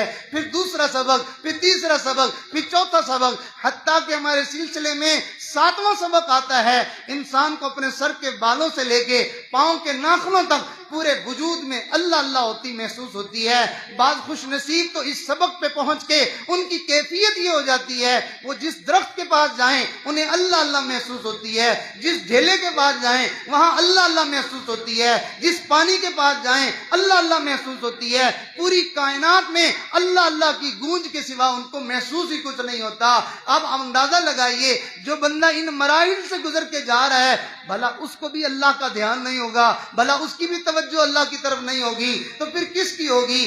ہم تو نماز میں اپنا دھیان اللہ کی طرف نہیں بنا پاتے، ہم نے باقی زندگی میں اللہ کی طرف دھیان کیا کرنا ہے؟ یہ باقاعدہ محنت کرنی پڑتی ہے. جو محنت کرے گا وہ اس چیز کو حاصل کر لے گا، اور جو نہیں کرے گا وہ اس چیز کو حاصل نہیں کر سکے گا. قرآن آپ بھی پڑھتے ہیں اور قرآن حافظ بھی پڑھتا ہے، اور ایک قرآن جو ہے وہ قاری بھی پڑھتا ہے، اور ایک قرآن عالم بھی پڑھتا ہے، ایک مفسر بھی قرآن پڑھتا ہے. کیا میرا پڑھنا آپ کا پڑھنا اس قاری جیسا ہے، اس عالم جیسا ہے جو اس کے معنی کو بھی سمجھ رہا ہے، جو اس کے ترجمے کو بھی سمجھ رہا ہے، اور اس مفسر جیسا ہے جو قرآن کے ان ہیرے اور موتیوں کو بھی سمجھ رہا ہے کہ کتنی قیمتی قیمتی باتیں ہیں؟ ہمارا قرآن پڑھنا اور اس کا قرآن پڑھنا زمین و آسمان کا فرق ہے. ہمارا نماز پڑھنا، اللہ والوں کا نماز پڑھنا زمین آسمان کا فرق ہے. ہمارا درود شریف پڑھنا، اللہ والوں کا درود شریف پڑھنا زمین آسمان کا فرق ہے. ہمارا سجدہ ریز ہونا، اللہ والوں کا سجدہ ریز ہونا زمین آسمان کا فرق ہے. نبی علیہ السلام نے ارشاد فرمایا اس امت میں بعض لوگ ایسے ہوتے ہیں کہ ان کے پیچھے جو بندہ جو ہے وہ نماز پڑھتا ہے، اللہ تعالیٰ ایک سجدہ کرنے کی وجہ سے ان کو ہزاروں سجدوں کا اجر عطا فرما دیتے ہیں. تو اس لیے اس خانقاہ میں آنے کا جو ہمارا مقصد ہے وہ بیان سننا نہیں ہوتا، وہ صرف جو ہے وہ اپنے جو ہے وہ ذکر کی تسبیحاں پوری کرنا آنے کے لیے نہیں ہوتا، بلکہ یہ ایک جو ہے وہ درد ہے، یہ ایک فکر ہے کہ ہم اپنی زندگی کو اگر دین کے مطابق بنانا چاہتے ہیں تو ہمیں اللہ والوں کی اس محنت میں اپنے آپ کو لگانا ہوگا، اور یہ محنت ہمیں کرنی پڑے گی، تب جا کے ہماری زندگی گناہوں سے پاک اور صاف ہوگی. اور اگر زندگی میں گناہ رہیں گے تو یاد رکھنا پھر اللہ تعالیٰ کی وہ رحمتیں، اللہ تعالیٰ کا وہ قرب، اللہ کا وہ پیار وہ ہمیں نصیب نہیں ہو سکے گا. لہٰذا ہم سب دل میں نیت کرتے ہیں، ارادہ کرتے ہیں کہ انشاءاللہ ہم اس کیفیت کو حاصل کرنے کی کوشش کریں گے. اور آپ کی اطلاع کے لیے یہ بھی عرض کر دوں کہ الحمدللہ جیسے یہ ایک ماہانہ سلسلہ بنا کے لوگوں کو اپنے رب کی طرف متوجہ کرنے کا ایک بہانہ بنایا ہوا ہے، اسی طرح بڑے پیمانے پر سارے لوگوں کو دعوت دے کر بلا کر دور قریب کے علاقوں میں لوگوں کو دعوت دے کے ایک سالانہ پروگرام بنا کے زیادہ اللہ کے بندوں کو اللہ کی طرف متوجہ کرنے کا ایک اور بہانہ بنایا ہوا ہے. عام لوگ اس کو اسی نظر سے دیکھتے ہیں، اور جی ان کا پروگرام پھر اس کا پروگرام، وہاں جلسہ، وہاں جو ہے وہ بیان، وہ اس کو بھی اسی کھاتے میں ڈال دیتے ہیں. میاں یہ معاملہ ہی کچھ اور ہے، یہ محنت ہی کچھ اور ہے. یہ سالانہ پروگرام کروانے کا مقصد یہ ہوتا ہے کہ ایک پھول جب اپنی خوشبو ہمیں دیتا ہے, ہمیں اپنے ایمان کے اندر ترقی اور جو ہے وہ بہتری محسوس ہوتی ہے. آپ سوچیں جب ہم نے ایک مجلس اختیار کی ہمیں اس کی برکتیں محسوس ہوئی, اور اگر یہ مجلس ایک اور ہو جائے, یہ مجلس ایک اور ہو جائے, پھر ایک اور ہو جائے, پھر ایک اور ہو جائے, مسلسل 24 گھنٹے ہمیں سال کے بعد اگر گزارنے کے لیے موقع مل جائے تو ہمارے دلوں میں کس قدر انوارات بڑھ جائیں گے, یہ کیفیت کتنی زیادہ ہو جائے گی. اور اتنے زیادہ اللہ والے جب جمع ہوتے ہیں, ایک اللہ والا آئے انوارات آتے ہیں, دوسرا اللہ والا آئے اور انوارات آتے ہیں. اگر ایک مجمع میں درجنوں اور سینکڑوں اللہ والے جمع ہو جائیں تو اس مجمع میں انوار اور برکات کی کیفیت کیا ہوگی. الحمدللہ ہر سال ہمارے یہاں پہ ملک بھر سے بڑے بڑے اللہ والے آتے ہیں. اس سال بھی ہم نے جو ہے وہ اپنے دوستوں سے مشورہ کر کے یہ ترتیب طے کر لی. آپ کے اطلاع میں, آپ کے علم میں دینے کے لیے یہ میں بات عرض کر رہا ہوں کہ 11 اور 12 مارچ میں انشاءاللہ ہمارا سالانہ اجتماع ہوگا. ہمارا سالانہ اجتماع جمعہ اور ہفتہ کے دن ہوتا ہے. الحمدللہ دور دراز کے علاقوں سے, کراچی سے لے کر جو ہے وہ نواب شاہ اور سانگڑ اور دوسرے سندھ کے مختلف علاقوں سے ساتھی آتے ہیں, اور پنجاب بھر کے علاقوں سے, لاہور سے, پتوکی سے, کبیر والا سے, جنگ سے, اور بہت سارے شہروں سے ساتھی آتے ہیں, بلکہ اٹک سے, اور پھر اسی طرح سرحد کا علاقہ ہے ایبٹ آباد, وہاں تک جو ہے وہ علماء بھی آتے ہیں, ہم جیسے جو ہے وہ عوام الناس بھی آتے ہیں. اتنی طلب اور اتنی محبت لے کے دور دراز سے مرد بھی آتے ہیں, خواتین بھی آتی ہیں, اور یہاں مقامی طور پر بھی بڑی کثیر تعداد میں علماء تشریف لاتے ہیں. آپ سب دوستوں کو پیشگی میں آپ کو اطلاع کر رہا ہوں, اس لیے کہ ہم سب مقامی ہیں. ہمارے پاس جو آنے والے مہمان ہوں گے ہم ان کا اپنے آپ کو خادم بنائیں اور ان اللہ والوں کی خدمت بھی کریں, اور ہم ان کی صحبت بھی اٹھائیں, اور آ کر ان کی جو ہے وہ محبت بھری اور نور بھری باتیں سننے کی بھی جو ہے وہ ابھی سے ہم نیت کر لیں اور وقت نکال لیں کہ انشاءاللہ یہ وقت تو میں اللہ کو دے دوں گا, اس میں میں اپنے دنیا کے کام دھندے چھوڑ دوں گا. سارے دوست جو ہے اس اجتماع کے لیے سارے جو ہے وہ اپنے آپ کو بھی تیاری کریں, اور اس مرکز کے ساتھ بھی جس قدر ہو سکے, جس انداز میں بھی ہو سکے خدمت میں حصہ لینے کی کوشش کریں, جس انداز میں بھی خدمت کر سکیں. اور کوئی بھی صورت سامنے سمجھ میں نہ آئے تو ایک بہت بڑی صورت جو سب بندے کر سکتے ہیں وہ یہ کہ ہم 2 رکعت نفل پڑھ کے اس اجتماع کی اللہ کے ہاں قبولیت کی دعائیں مانگنا شروع کر دیں. اے اللہ یہ لوگوں کی ہدایت کا ذریعہ بنا دینا, اللہ یہ بخشش کا ذریعہ بنا دینا. اگر ہم اتنا بھی کرتے رہے تو انشاءاللہ جس جس بندے کو ہدایت ملے گی, جس جس کی زندگی بدلے گی, اس کی زندگی کے بدلنے میں ہمارا بھی حصہ ہوگا. شاید کہ وہی اس کا بدلنا ہماری بخشش اور نجات کا ذریعہ بن جائے. اللہ رب العزت سے دعا ہے اللہ تعالی ہم سب کو ایمانی, قرآنی اور احسانی زندگی نصیب فرمائے, اپنا بندہ بن کر زندگی گزارنے کی توفیق عطا فرمائے. نفس اور شیطان کی غلامی سے اللہ تعالی ہم سب کو کامل طور پر چھٹکارا اور رہائی عطا فرمائے. وآخر دعوانا ان الحمد للہ رب العالمین. ابھی ہم سب مل کے اپنی گزشتہ زندگی سے توبہ طائب ہوتے ہیں اور اللہ سے عہد کرتے ہیں, اے اللہ میں اپنی زندگی کو تیری معصیت سے, تیری نافرمانی سے میں خالی کروں گا. اللہ میں کبھی بھی تیری نافرمانی نہیں کروں گا اور میں گناہوں سے ہمیشہ بچ کر زندگی گزاروں گا.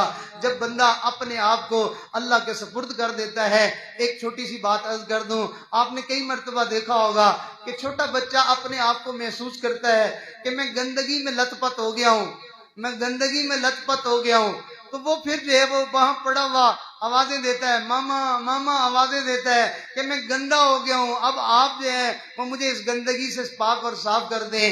تو ہم بھی گناہوں کی گندگی میں لت پت ہیں, تو ہمیں بھی چاہیے ہم آوازیں دیں اللہ اللہ اللہ اللہ. اللہ قرآن میں فرماتے ہیں ولولا فضل اللہ علیکم ورحمتہ ما زکا منکم من احد ابدا ولکن اللہ یزکی من یشاء. اگر تمہارے اوپر اللہ کا فضل اور اس کی رحمت نہ ہو, تم میں سے اپنے آپ کو کوئی بھی گناہوں سے ستھرا نہیں کر سکتا, لیکن اللہ جسے چاہتا ہے اسے ستھرا کر دیتا ہے. جب ہمیں ستھرا اللہ نہیں کرنا ہے تو پھر ہمیں اللہ کے سامنے تڑپنا چاہیے, مانگنا چاہیے, بار بار اللہ اللہ کہنا چاہیے, توبہ کرنی چاہیے. چاہیے سارے دوست جو ہے وہ توبہ کی نیت فرما لیں، خطبہ سنیں اور جو کلمات پڑھائے جائیں سچے دل سے پیچھے پیچھے ان کلمات کو پڑھتے جائیں۔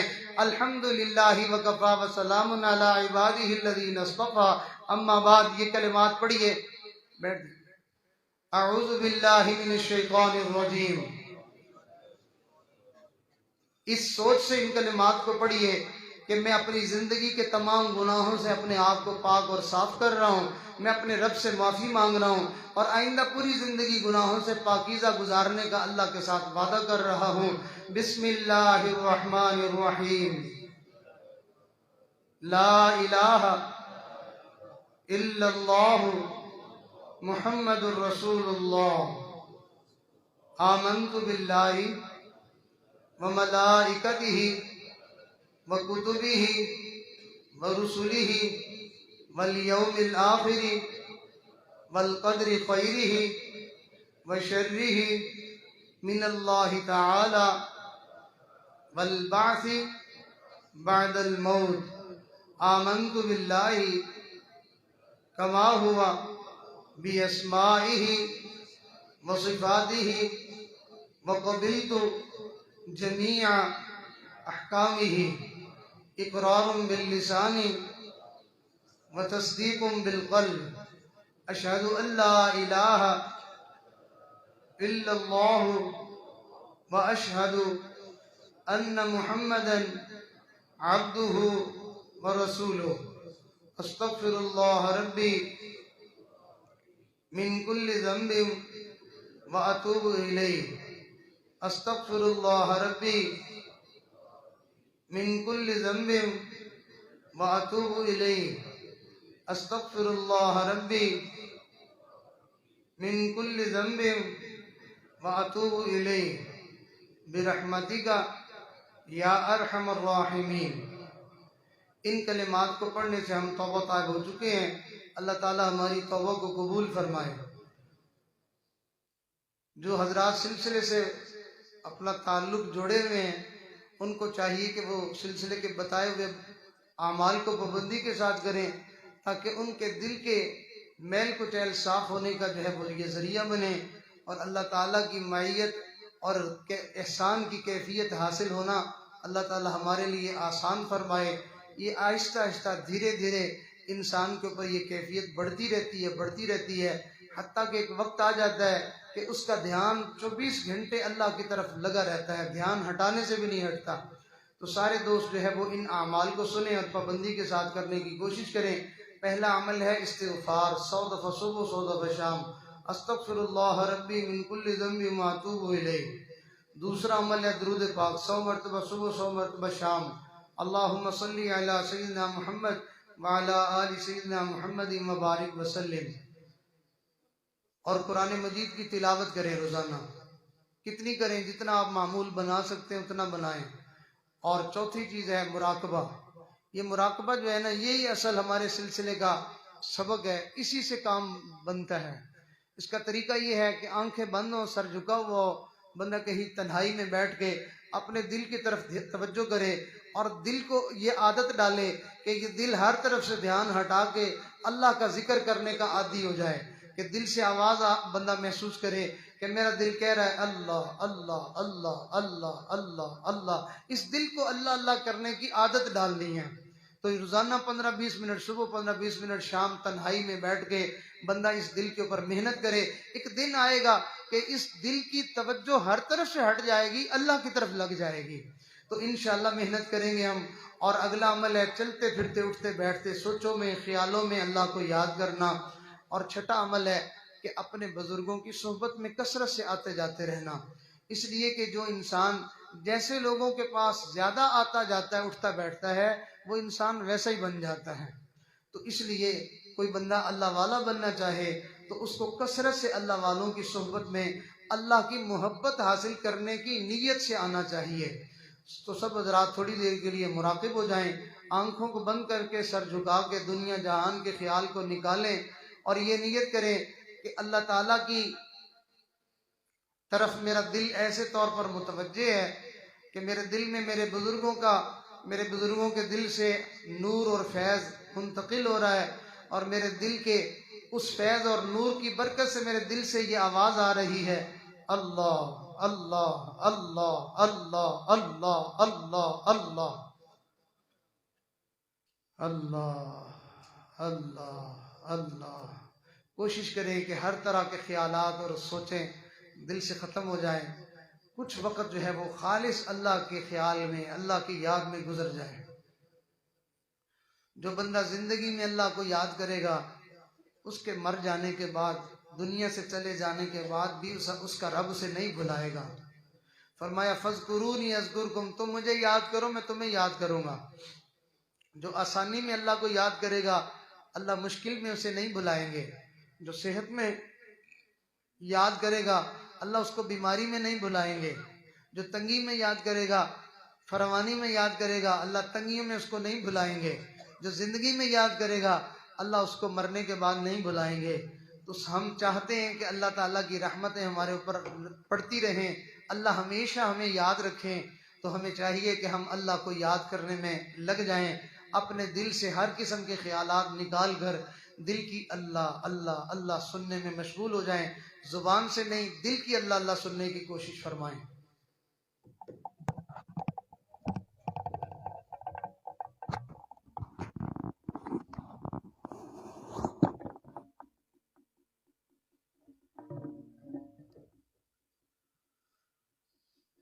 ایک نشہ سا ہے جو چھائے ہے تیرے نام کے ساتھ، ایک نشہ سا ہے جو چھائے ہے تیرے نام کے ساتھ، ایک تسلی سی بھی آئے ہے تیرے نام کے ساتھ، ایک نشہ سا ہے جو چھائے ہے تیرے نام کے ساتھ، عنبر و عود لٹائے ہیں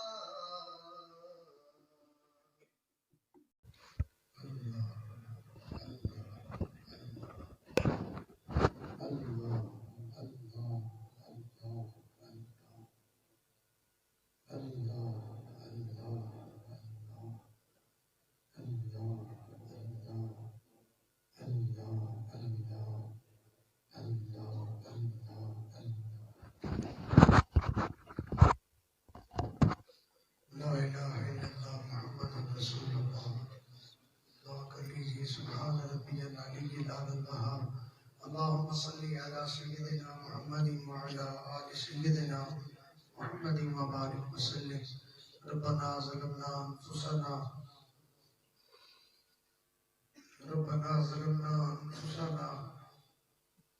وإن لم تغفر لنا وترحمنا لنكونن من الخاسرين.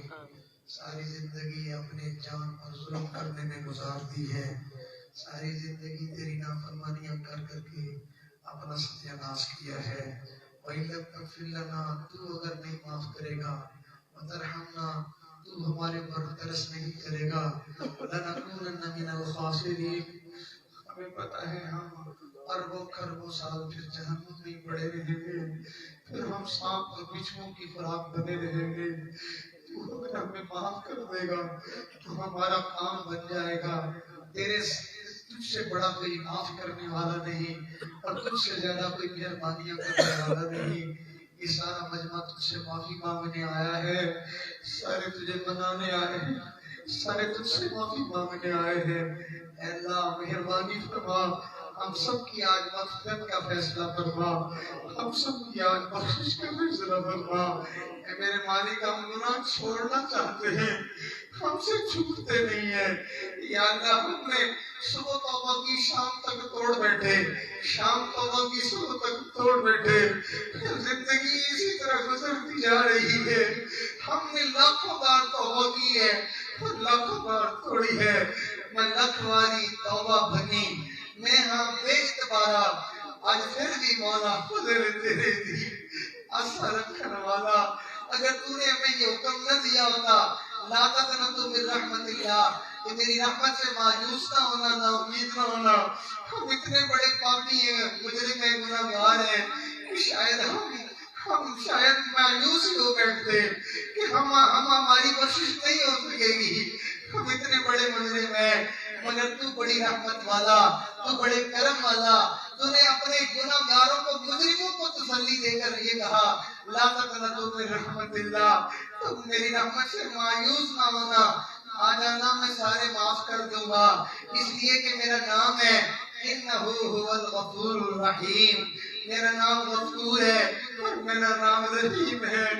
میں بڑا بخشنے والا ہوں اور میں بڑی رحمت کرنے والا ہوں. تو اپنی بات میں سچا ہے. تو اپنے فرمان میں سچا ہے. تو واقعی غفور ہے. تو واقعی رحیم ہے. آج تو ہمارے اوپر اپنی صفت غفوری کا ایک دفعہ پھر مظاہرہ فرما دے اور آج پھر ہم سب کو معاف کر دے. آج پھر اپنی صفت رحیمی کا مظاہرہ کر دے اور ہم سب کے اوپر رحمت کی نظر فرما دے. یا اللہ اے کریم پروردگار کوئی اپنے ماں باپ کی نافرمانی کرے ایک دفعہ دو دفعہ چار دفعہ بالآخر مایوسی ہو جاتی ہے اب مجھے معافی نہیں ملے گی. یا اللہ تیرا در تو ایسا ہے کہ فرعون جیسا بندہ ساری زندگی خدائی کا دعویٰ کرتا رہا. تیری رحمت کو دیکھ کر وہ بھی مرتے مرتے کہہ رہا تھا کہ میں جو ہے وہ تیرے اوپر ایمان لے آیا. اے اللہ تجھ پر تو فرعون جیسے بندے کو بھی امیدیں لگ جاتی ہیں. اے اللہ شیطان بدبخت جس کو تو نے دھتکار دیا اور تو نے کہا تم مردود ہے دھتکارا ہوا ہے دفع ہو جا اور جس نے تیرے اربوں خربوں بندوں کو گمراہ کر دیا. اے اللہ وہ بھی کہنے لگا ہے موسیٰ علیہ السلام اللہ سے پوچھئے کہ میری بخشش ہو جائے گی. اللہ تیری رحمت سے تو شیطان کو بھی مایوسی نہیں ہوئی. یا اللہ ہم گناہگار ہیں. ہم تیری رحمتوں کا آسرا دل میں لے کے آئے ہیں. تو اپنی رحمتوں کے صدقے آج ہم سب کو معاف کر دے. اے اللہ ہمیں اپنی تسلیوں کا آسرا نہیں ہے. ہمیں اپنی تہجدوں اور نفلوں کا آسرا نہیں ہے. ہمیں اپنی نیکیوں کا آسرا نہیں ہے. ہمیں تیری رحمتوں کا آسرا ہے کہ تیری رحمتوں کے صدقے ہم بھی بخشے جائیں گے. میرے مالک اگر تو نے کام لیا عدل و انصاف سے تو ہم پھر پکے جہنمی ہیں اور اگر تو نے فضل سے کام لیا تو پھر جو ہے وہ ہم جنت میں جانے والے بن جائیں گے. اے اللہ فضل کی نظر فرما. اللہ فضل کی نظر فرما. اللہ فضل کی نظر فرما. اللہ کرم کی نظر فرما. اللہ رحمت کی نظر فرما. ہمارے جرموں کے نتیجے میں ہماری گرفت نہ فرما. ہمارے گناہوں کے نتیجے میں ہماری پکڑ نہ فرما. اللہ ہمارے گناہوں کے نتیجے میں ہمیں اپنی جو ہے وہ عذاب میں مبتلا نہ فرما. ہمیں جو ہمارے اوپر اپنے شکنجہ کس نہ دے. ہمیں معاف کر دے. درگزر فرما دے، بخشش فرما دے۔ اللہ ہم نے دنیا میں دیکھا ہے جو نہر میں آ کے نہاتا ہے، نہر میں پہنچ گیا اس کے جسم کی میل دور ہو ہی جاتی ہے۔ اللہ جہاں پر اللہ اللہ ہو رہی ہے اس جگہ پر آپ نے ہمیں آنے کی توفیق دے دی، رحمت کی بارش برس رہی ہے، ہمیں امید ہے ہمارے گناہوں کی میل دھل جائے گی۔ اللہ ہمیں پاک اور صاف کر دیجئے، اللہ ہمیں پاک اور صاف کر دیجئے۔ اللہ کتنے ہیں اس مجمع میں کلمہ پڑھتے پڑھتے بال سفید ہو گئے مگر دل سیاہ کر بیٹھے ہیں، دل کالے کر بیٹھے ہیں۔ اب اپنے کالے دلوں کا کس کے سامنے جا کے معاملہ رکھیں؟ کون ہے جو دلوں کی سننے والا ہے؟ میرے مولا تیرے سوا میں کوئی نہیں ہے۔ اللہ دنیا کی کوئی جگہ ایسی نہیں جہاں بندوں کے گناہوں کی بخشش ہو رہی ہو، ایک تیرا ہی تو در ہے۔ اللہ ایک تیرا ہی تو در ہے، نہ جہاں میں کہیں امان ملی، نہ جہاں میں کہیں امان ملی، جو امان ملی تو کہاں ملی؟ میرے جرم خانہ خراب کو تیرے عفو میں بندہ نواز میں، ایک تیرا ہی دروازہ ایسا ہے جہاں شرابیوں کو بھی پناہ مل جاتی ہے، جہاں زانیوں کو بھی پناہ مل جاتی ہے، جہاں قاتلوں کو بھی پناہ مل جاتی ہے، حتیٰ کہ جہاں پر کافروں کو بھی پناہ مل جاتی ہے۔ میرے مولا ہمارے اوپر ایک رحمت کی نظر فرما، تو نے ہمارے اوپر بڑا احسان کیا، تو نے ہمیں اپنے کملی والے کے دامن سے وابستہ فرما دیا۔ اللہ اس کملی والے کا واسطہ ہے، آج ہم سب کو معاف کر دے۔ ہمارے پاس اس سے بڑا کوئی واسطہ نہیں ہے جو ہم آپ کی بارگاہ میں پیش کر سکے۔ میرے مولا اس بدزہا کے مکھڑے والے کے صدقے، واللیل کی زلفوں والے کے صدقے، مازاغ البصر کی آنکھوں والے کے صدقے، جس کی مبارک آنکھوں میں سرخ ڈورے پڑ گئے تھے، تیری محبت میں اور تیرے پیار میں جاگتے جاگتے، تیری امت کے غم میں مانگتے مانگتے، راتیں جاگتے جاگتے گزار کے جانے والے اس محبوب کا ہم تجھے واسطہ دے رہے ہیں۔ اللہ ہمیں حیا بھی آ رہی ہے یہ بات کرتے ہوئے کہ ہم نے تیرے نبی کا بھی لحاظ نہ کیا، ہم نے تیری رحمتوں کا بھی لحاظ نہ کیا، مگر میرے مالک ہم ہوئے جو گندے، گندوں سے اللہ اچھائیاں تو نہیں ہوتی، بروں سے برائیوں کی ہی امید ہوتی ہے اور اچھوں سے اچھائیوں کی امید ہوتی ہے۔ ہم برے ہیں آپ اچھے ہیں، ہم سے برائیوں کی امید اور آپ سے اچھائیوں کی امید ہے۔ اے اللہ ہمارے ساتھ اچھائی کا معاملہ فرما، درگزر کا معاملہ فرما۔ آپ نے ہمیں مہلت دی، زندگی دی، صحت دی، مال دیا، رزق دیا، ہم نے سب کچھ تیری نافرمانی میں برباد کر دیا۔ اللہ تیرے پاس آنے کا وقت قریب سے قریب تر ہوتا جا رہا ہے۔ اللہ ہمیں جو ہے وہ ڈر لگ رہا ہے، آپ کے سامنے کیا منہ دکھائیں گے، کیا پیش کریں گے؟ عمل کے اپنی احساس کیا ہے، عمل کے اپنی احساس کیا ہے، وجد ندامت کے پاس کیا ہے، رہے سلامت تیرے کملی والے کی نسبت، ہمارا تو آسرا یہی ہے۔ اے اللہ آپ نے ہمیں صاحب نسبت لوگوں کے ساتھ جوڑ دیا، اللہ والوں کے ساتھ آپ نے جوڑ دیا۔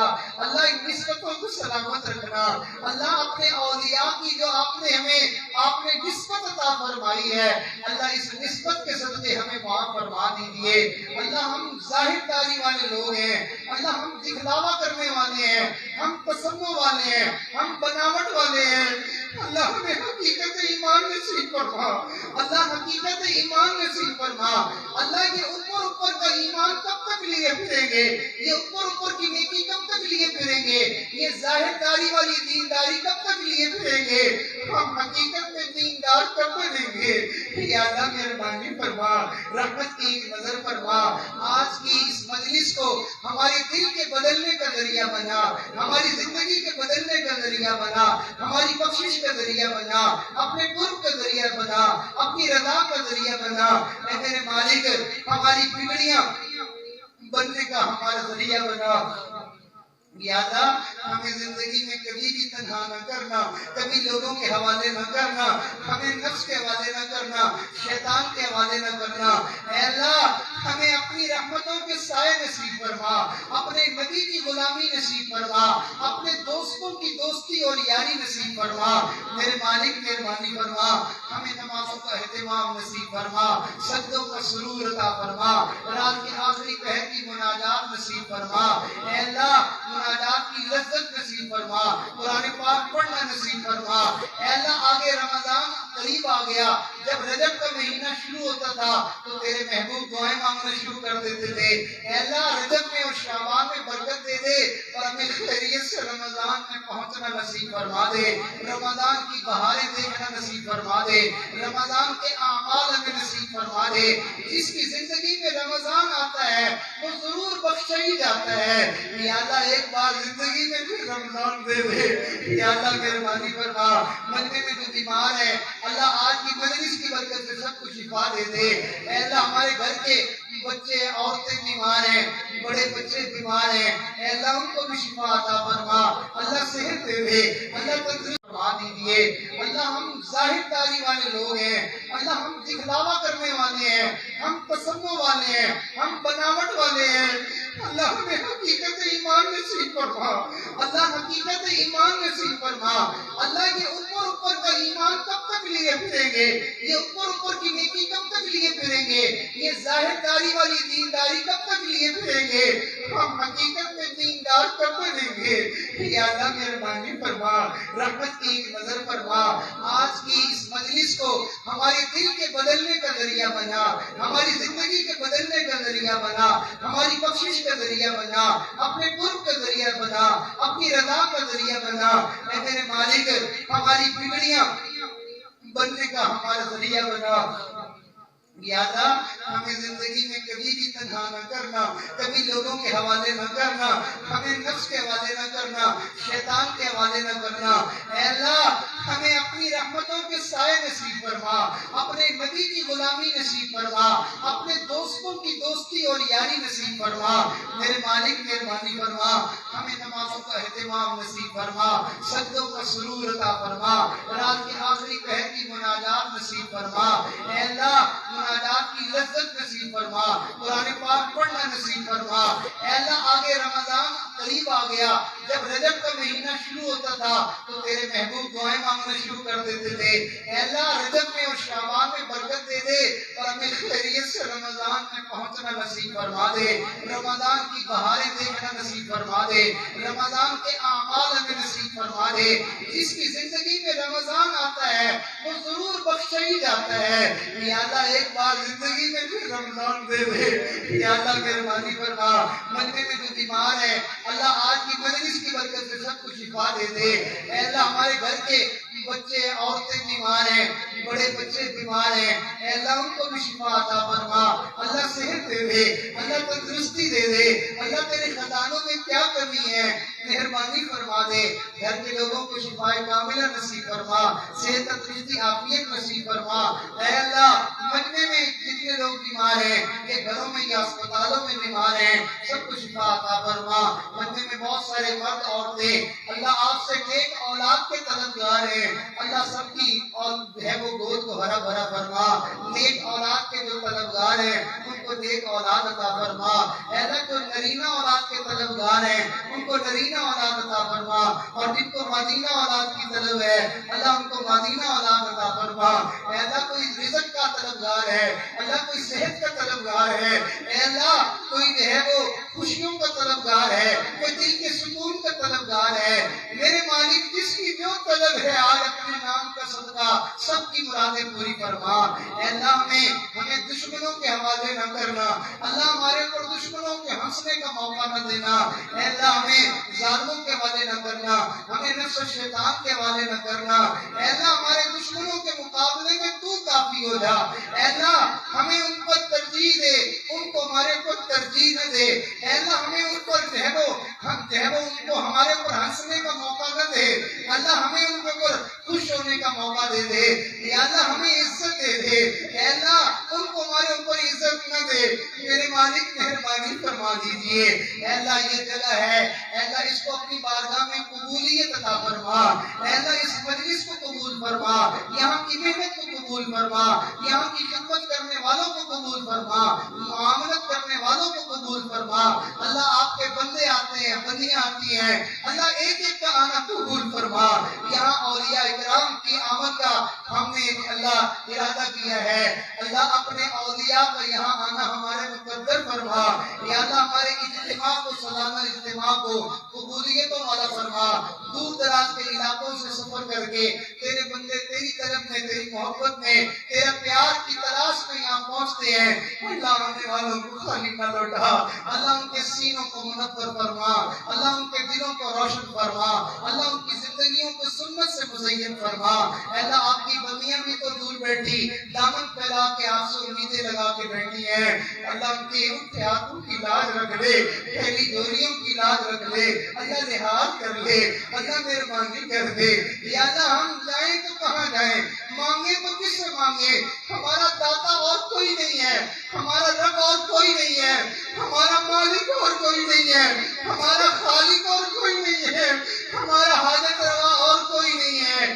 تو ہی ہمارا داتا تو ہی ہمارا جہب و مالک تو ہی ہمارا حاجت روا تو ہی ہمارا مشکل کشا تو ہی ہمارا پیدا کرنے والا اور تو ہی سب سے زیادہ مہربانیاں اور پیار کرنے والا ہے آج پیار کر دے آج پیار کر دے آج مہربانی کر دے آج کرم کر دے ایک مرتبہ محبت سے دیکھ لے ایک مرتبہ اللہ مسکرا کے دیکھ لے ایک مرتبہ نگاہ رحمت ڈال دے یا اللہ یہ دل پتھرا گئے ہیں ان پتھر دلوں کو نرم کر دے اللہ یہ آنکھیں خشک ہو گئی ہیں اللہ ان آنکھوں میں آنسو جاری کر دے یا اللہ مہربانی کر دے اللہ یہ جسم اعمال سے اجڑ گیا اللہ اس جسم کو اللہ نیکی کے اعمال کی سعادت دے دے یا اللہ یہ زبانیں تیرے قرآن کی تلاوت سے اور ذکر سے اللہ ناآشنا ہو گئی اللہ ان زبانوں پر اپنا نام جاری کر دے اپنا قرآن جاری کر دے یا اللہ مہربانی کر دے ہماری دنیا بنا دے ہماری آخرت بنا دے یا اللہ اس جگہ کو مینارہ نور بنا دے اللہ رشد و ہدایت کا مرکز بنا دے یا اللہ مہربانی فرما دے اے اللہ جو مانگا وہ بھی عطا فرما نہیں مانگا وہ بھی عطا فرما ہمارے والدین عزیز و قریب رشتہ دار جو فوت ہو گئے اللہ ان کی مغفرت فرما ہمارے بہت سارے دوست ہیں بیماری کے باوجود یہاں تشریف لے آئے اللہ ان کو صحت عطا فرما خصوصاً ہمارے بھائی عبدالکریم صاحب بیمار ہیں اللہ ان کو صحت عطا فرما شفائے کاملہ نصیب فرما اسی طرح ہمارے بھائی منیر صاحب باوجود کمزوری اور عدالت کے اسی طرح ہمارے بزرگ ہے وہ بابا جلال خان صاحب اے اللہ تمام دوستوں کا یہاں تشریف لانا قبول فرما اے اللہ جو مانگا وہ بھی عطا فرما نہیں مانگا وہ بھی عطا فرما اللہ خواتین میں سے جو بیماری کی حالت میں آئی ہیں تیرے نبی نے فرمایا تو بیماروں کی دعا قبول کرتا ہے آج ان بیماروں کو سب کے سارے بچنے کی دعا قبول فرما لے اللہ تیرے نبی نے فرمایا تو مسافروں کی دعا قبول کرتا ہے اللہ بچنے میں مسافر ہیں پھر مسافروں کی دعا قبول کر لے اور پورے مجمع کے اوپر کرم کی اور رحمت کی نظر فرما دے ہر قسم کے شرور سے فتن سے ہر قسم کے دہو و آزمائشوں سے ہر قسم کے گندے لوگوں سے ہماری حفاظت فرما لے ہماری دعاؤں کو قبول فرما ربنا تقبل منا انك انت السميع العليم وتب علينا انك انت التواب الرحيم وصلى الله تعالى على حبيب خير خلقه سيدنا محمد وعلى اله واصحابه اجمعين آمين برحمتك يا ارحم الراحمين.